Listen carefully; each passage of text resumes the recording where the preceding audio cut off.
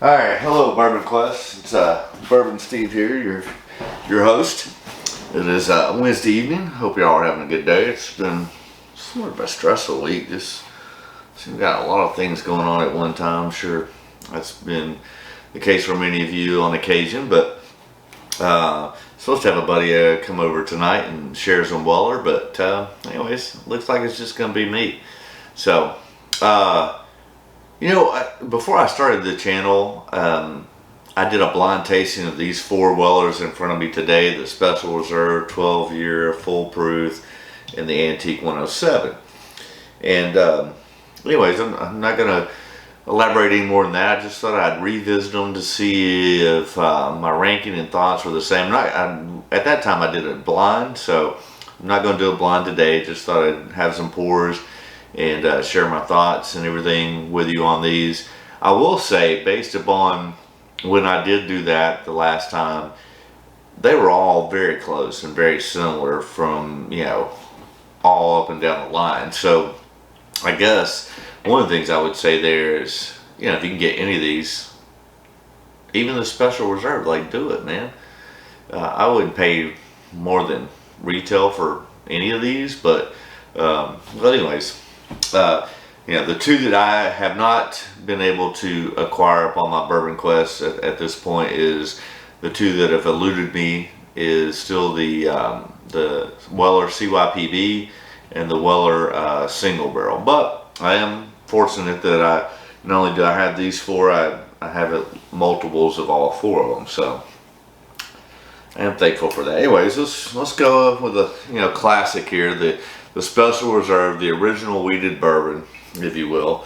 I'll put on my spectacles here. So you got the Special Reserve, the original wheated bourbon, 90 proof. W.L. Weller was born in Kentucky in the year 1825 after serving with the Louisville Brigade in the 1840s. Weller returned to Louisville to open his wholesale liquor business.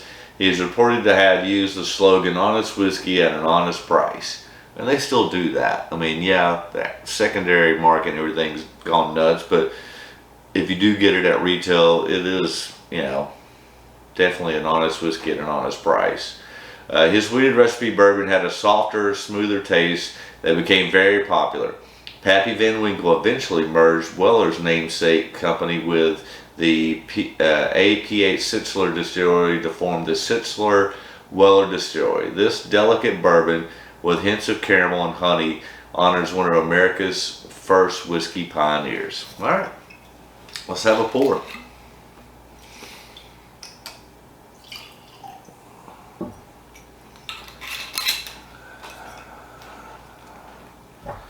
Cheers, Bourbon Quest, Weller Special Reserve. So yeah, just sweet caramel, honey, a little bit of, just sweet caramel, honey. I guess that's more, ethanol than spice. I was about to say there's a little bit of spice on there, which you wouldn't expect from a wheated bourbon. I guess that's more of a little bit of the ethanol there, even though it is a 90 proofer. But yeah, sweet caramel, honey. All right, let's go in for a taste. Cheers, Bourbon Quest. Yeah, just very smooth, obviously with a wheated bourbon, 90 proof. You get that caramel, and you really can't taste the wheat.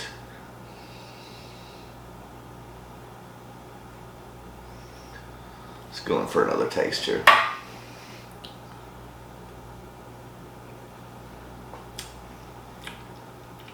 Yeah, just very sweet, very easy sipper, nice. It's good. It's not complex or overbearing, but if you like a good, sweet, wheated whiskey, Special Reserve is delicious. And you should be able to get that for like $30 or less. All right. So let's go in for the Weller 12-year. I'm assuming it probably says about the same thing. This is Age stated 12-year-old wheated bourbon. Still a 90 proof, just like the Special Reserve, so no difference there. Just the age statement. Blah, blah, blah, mash bill.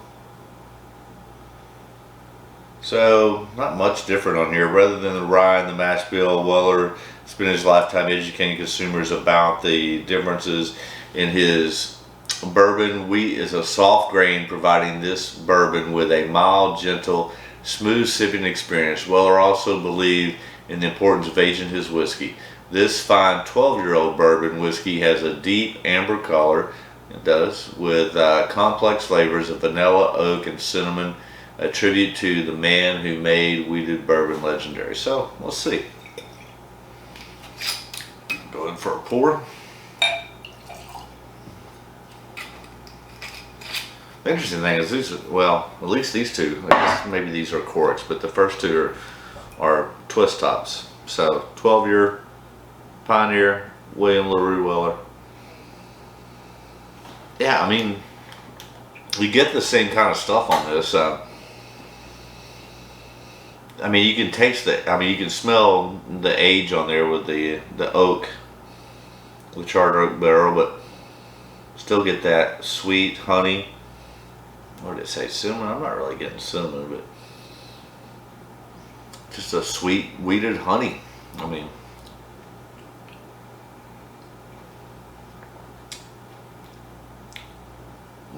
that's good.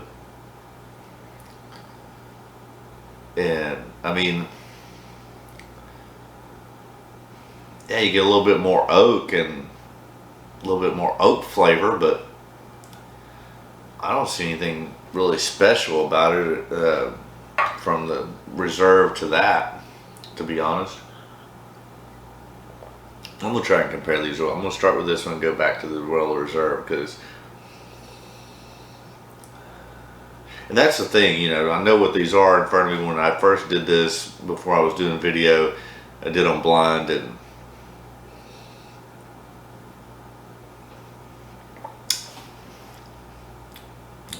taste. I want to compare them.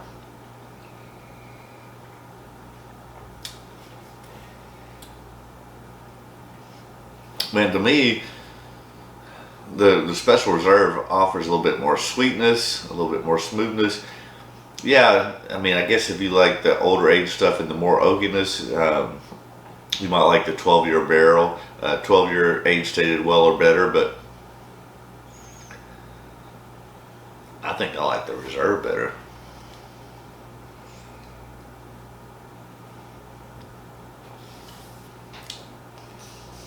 Cheers. A little water. Alright, so let's step the game up. Let's go to the full proof here. Weller full proof. This is 114 proof, so going from 90 on those two to 114. This is a Total Wine store pick that I was able to get here in Knoxville. And of course, we do have a cork on that, so that's nice. A little pour. Let's see if there's anything different on this. Blah, blah, blah, blah. Filtered wheated bourbon. Foregoes chill filtration. So basically, this non-chill filtered wheated bourbon foregoes chill filtration to preserve all the natural occurring residual oils and flavors that occur during the distillation and aging process, potentially making it appear cloudy at cold temperatures. This bourbon balances a rich mouthfeel with robust notes of vanilla and oak, a whiskey that satisfies the demand of the non-chill filtered whiskey enthusiast, honoring the man who made wheated bourbon legendary. Let's see. I mean, yes, they're all the same. It's obviously the same mash bill, just sweet caramel, vanilla, oak. I mean, I get a little bit more ethanol in the nose on this, but not overly so. It's not knocking me back or anything. So I'm gonna take a little more water and then I'm going for a taste.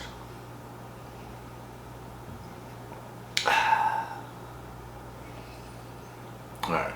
Cheers, Bourbon Quest. A little Weller foolproof.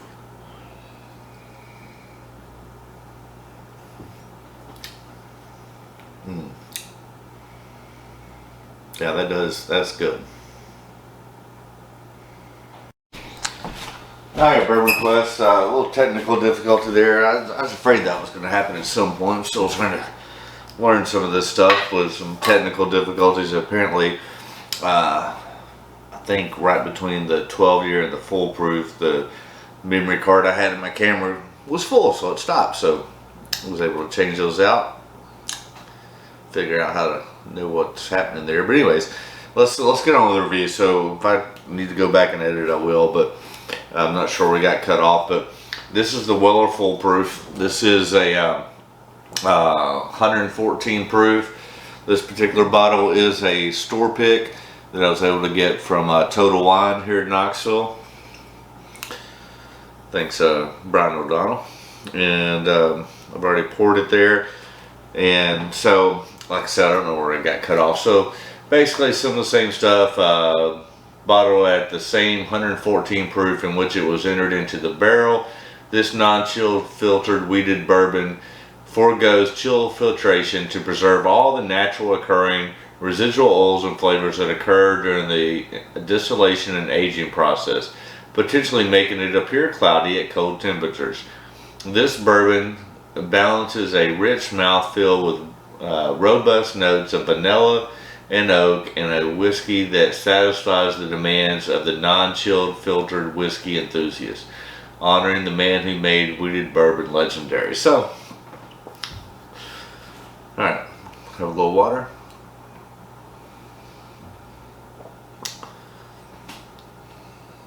I mean, again, I know they're all the same mash bill, so I'm getting the same, nosing as far as a little cherry, a little bit of cinnamon on this one, a little bit more, of course, oak, and a little bit more of the ethanol, but not knocking me back, or not overly so.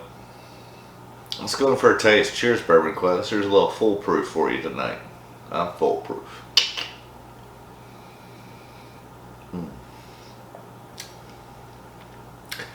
Yeah, so that man, that is sweet and delicious. Cherry, oak, vanilla, caramel. That's really good.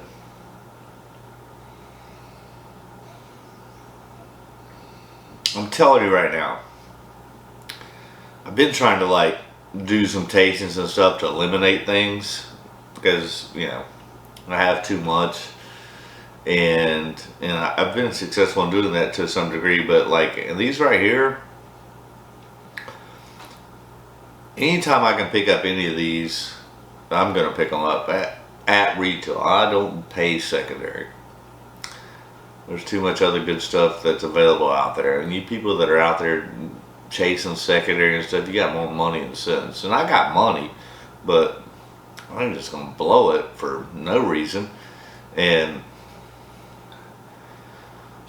I just don't understand why you're paying. I don't mind paying 20, maybe even 30% premium on something that's highly allocated that's hard to get or whatever. But when you're talking paying double, triple, quadruple, if a bottle is retail $100 and you're willing to pay $400, you're an idiot. Unless it's just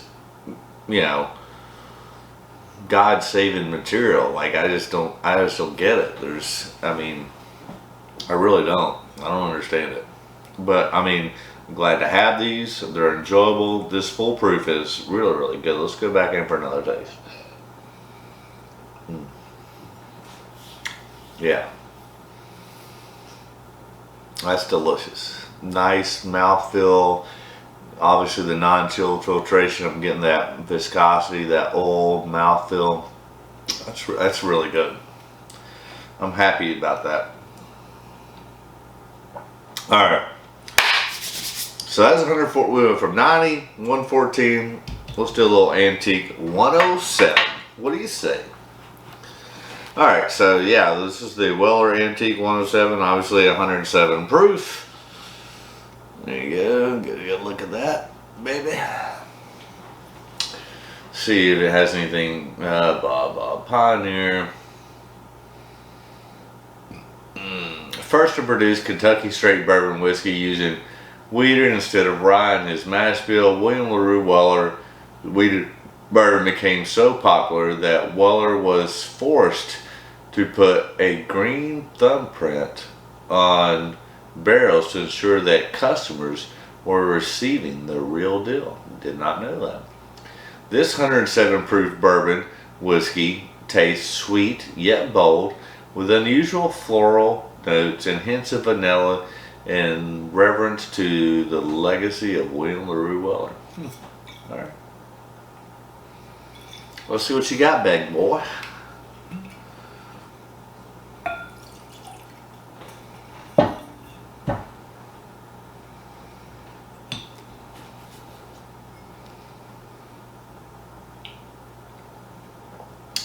Hope everybody's enjoying their Wednesday night little hump day action with, in my case, some Weller.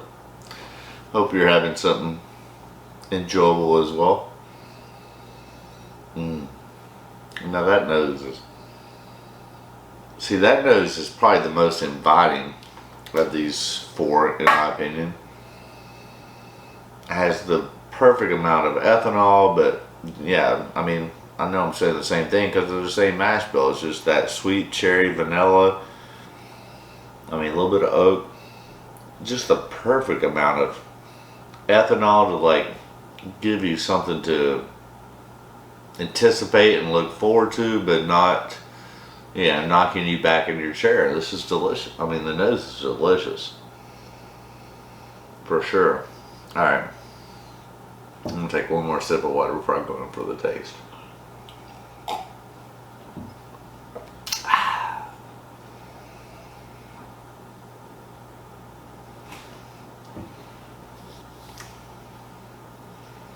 Yep. So good. I mean, rich caramel. I don't know. I'm gonna have to rank these two against each other because I'm gonna have to pour a little more foolproof. That is so good.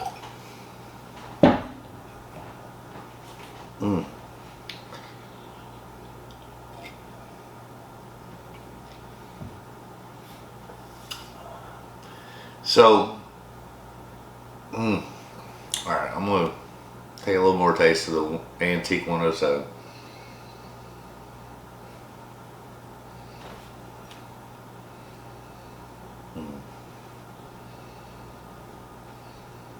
The nose is better on the full proof.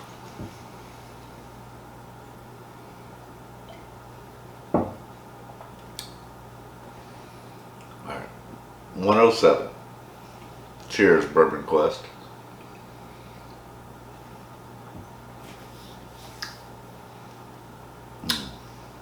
That's like, I've not had CYPB, and I may be speaking out of turn or whatever, but this is better than I remember. Like, this might be creating Bourbon Steve's create your perfect bourbon. I have not had the CYPB, but man, that's what I might consider my perfect bourbon. It's got it all. It's got the flavor, the taste, the mouthfeel. It's inviting, not overbearing. It's a sexy bitch. Alright, one more, and then I want to compare it to the full proof. It's delicious. The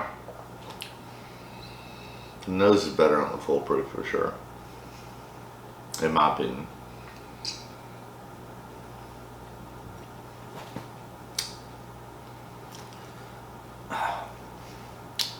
Man, those are both so good. Alright. I hate to do this.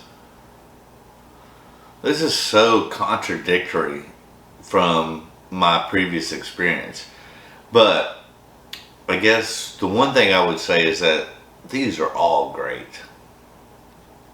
And if you can get any of these four, I mean, you're doing a good job. If you pay retail, I can't stress that enough. But it's funny because I'm going to rank these foolproof, antique,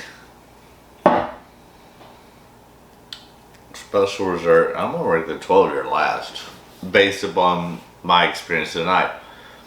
But, and that's pretty close to what I would have originally thought.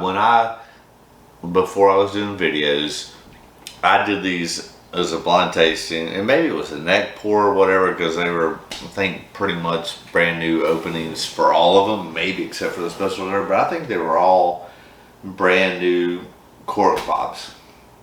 And to be honest with you, I would have, going into it, not knowing what I was doing, I would have thought it would have been foolproof, antique, 12-year, special reserve. If I was pre-ranking them, you know. That's like every year, the college football polls come out. Let's don't talk about Alabama because I'm in Tennessee, but, you know, you get your top 10, top 25, you know, rankings in college football, and you have certain expectations on those, and then they never end up the way the preseason polls are, right? And they work themselves out, and the number 3 team in the country finishes 15th, and the 15th team finishes 2nd, right? Because we have certain expectations, but then as we play the game and they work themselves out, what we perceive to be true is not reality, right? So my preseason poll would have been foolproof, antique, 12 special reserve. That's the way I would have ranked them. Now I will tell you that when I did on blind, I was very surprised because it was the exact opposite of what I just said. When I did on blind, I've had the special reserve number 1. I had the 12-year number 2. I had the foolproof number 3 and the antique number 4. I was like, what the fuck? Like, that blew me away. But I will say, they're all good. And there's not, I mean, it's not like one's a dog. I mean, like I said, any of these retail, buy them above retail, and go buy a Jack Daniel's single barrel proof on the shelf instead. Because they're not worth, any of them are not worth what their MSRP is. Okay? But tonight, I was not doing them blind, and I will rank them kind of close to what my preseason expectation would have been, you know, when I did this, you know, 5-6 months ago or something. My number 1 tonight would be foolproof, antique. The special reserve still beats out the 12-year. I mean, you know, even when I did, well, actually when I did them blind, the 12 was 2nd, so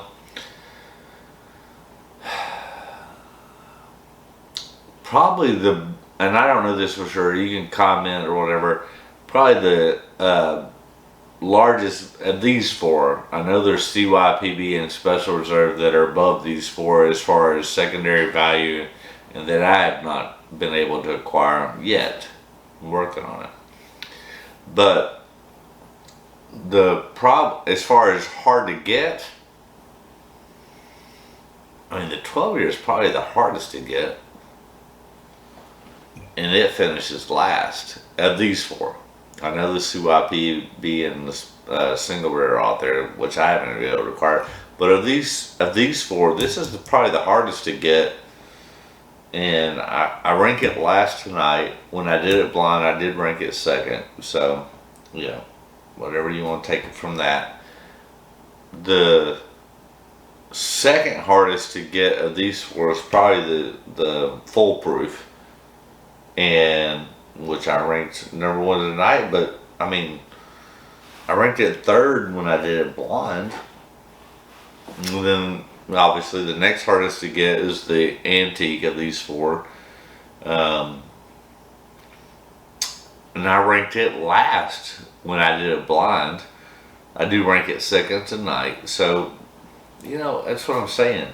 And then finally, I mean, to me, this is, yes, I mean, but when I did them blind, the special reserve beat them all.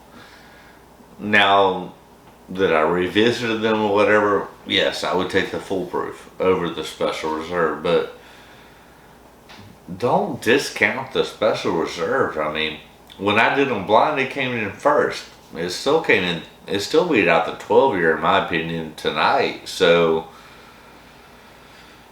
I mean, I wouldn't pass on anything. Like, when I've been doing, the 6 or 8 or 12 lines that Jim Beam has, I'm like, let's figure out what their top 3 is, and I ain't buying the other 5 again. I mean, they were nice to experience or whatever, but with this, anytime I can get any of these bottles at retail, I'm buying, and that would be what I would say. So, don't chase them. I mean, to a degree, like, don't be stupid about it. Like, chase them. Like, if you can get any of these bottles at retail, and I would say 20, even 30% above retail is probably fair.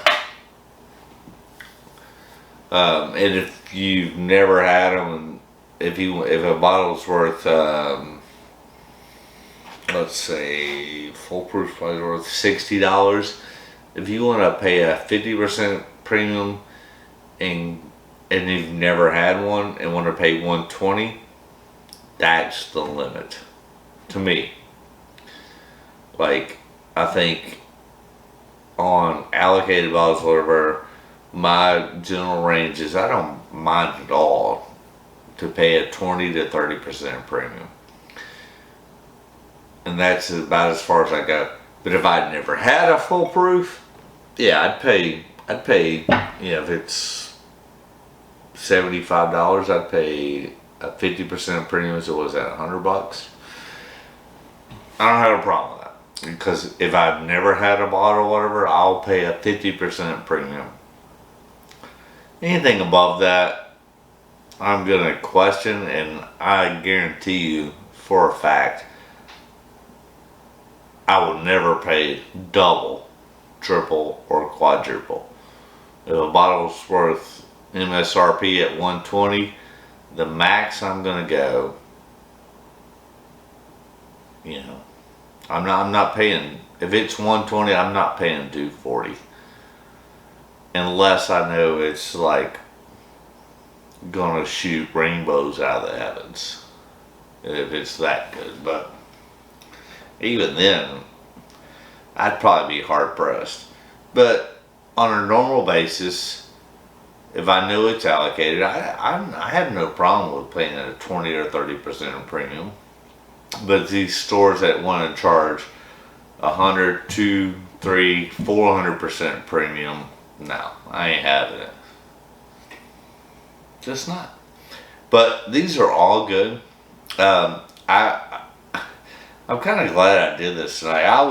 When I did this before I was shooting videos, I was shocked. Because when I did them blind, the special reserve won. And I was like, are you freaking kidding me? Now that maybe they've had a little bit of time, a little bit of oxidation, I do see that there's some greater value. And maybe I'm being biased because I know these should be better or cost more or whatever. And the fact that I'm not doing them blind may be influencing my palate and my mind. But I will say they're all good. They're all close. There's not like one like, oh, this is the definite winner. No. Like I said, when I ranked them the first time, it was Special Reserve 12-year full proof and antique was last.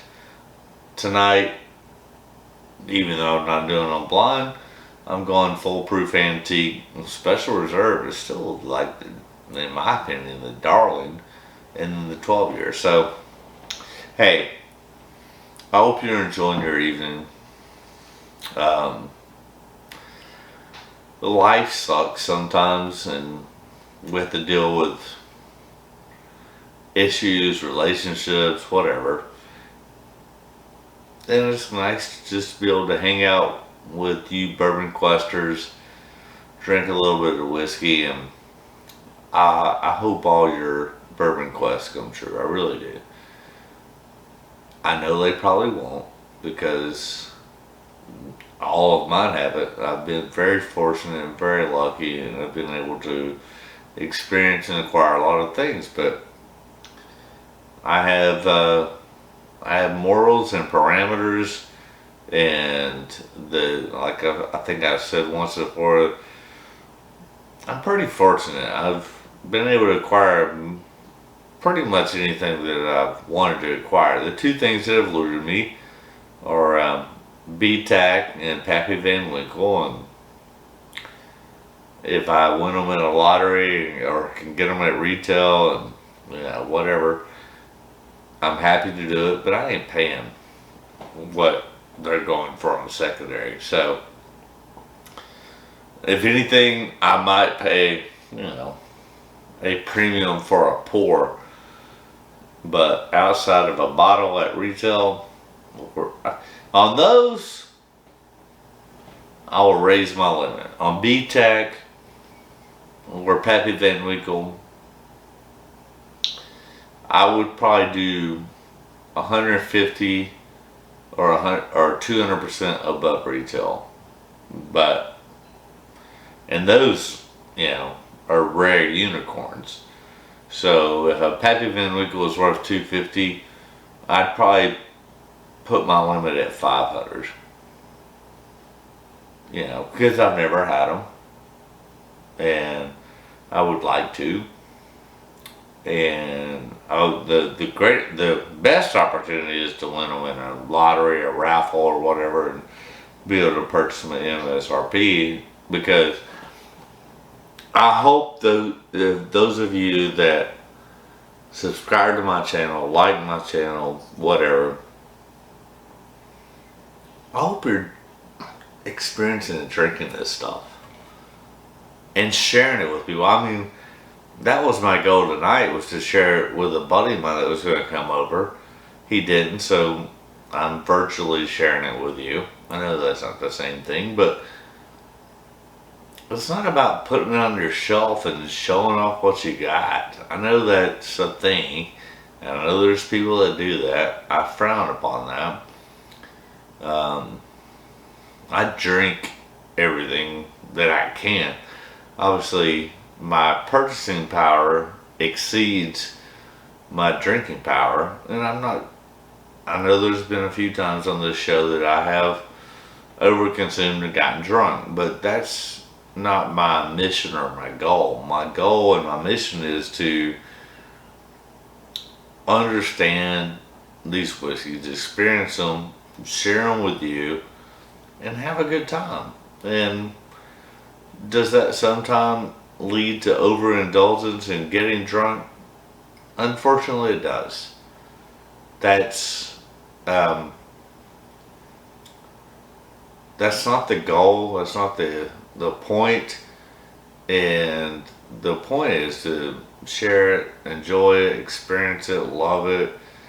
And does it sometimes become an overindulgence? Yes.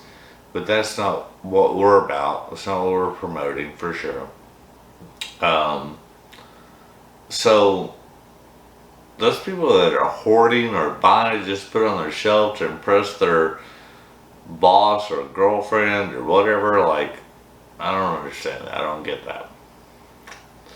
But, I have purchased, 490 bottles since I started my bourbon quest. 100 of those have already been killed. Not by me personally, because I share it. another probably 120 are open. So there's probably somewhere in the neighborhood of 200 that are unopened. Because, you know,